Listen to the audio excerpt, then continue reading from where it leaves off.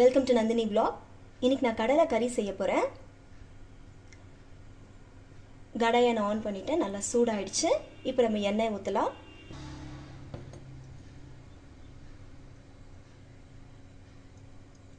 எண்ணெய் ஊற்றிட்டேன். இப்போ நம்ம கடுகு ஆட் பண்ணிக்கலாம்.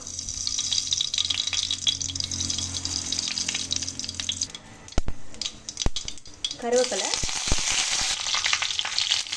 வெங்காயம், அதோடு நம்ம பூண்டையும் ஆட் பண்ணிக்கலாம். இங்கே பாருங்கள் பூண்டு. இப்போ நம்ம தக்காளி ஆட் பண்ணிக்கலாம்.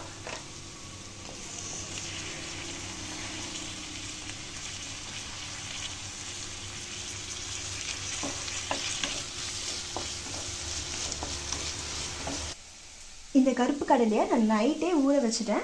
ஒரு 8 to 10 hours நல்லா ஊறிடுச்சு. அப்புறம் இதை குக்கரில் ஒரு 4 whistles நான் போட்டேன்.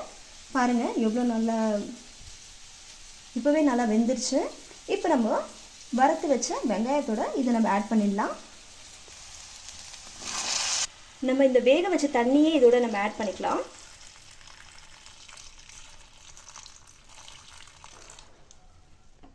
நான் இதை உப்பு போட்டு வேக வச்சேன்.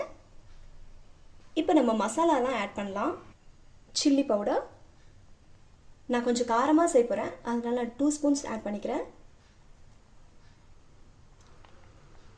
ஒரு பிஞ்ச் மஞ்சள் ஆட் பண்ணிக்கிறேன், மஞ்சத்தூள். மிளகு,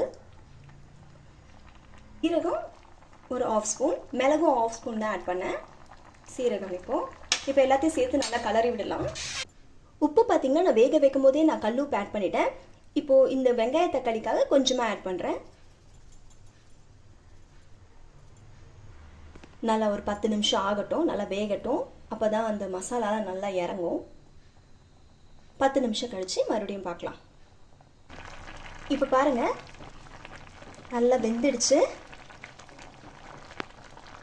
நம்மளோட சுவையான கடலை ரெடி ஆயிடுச்சு. அவ்வளோதான் guys. ப்ளீஸ் சப்ஸ்கிரைப் பண்ணுங்கள். தேங்க்யூ ஃபார் வாட்சிங்.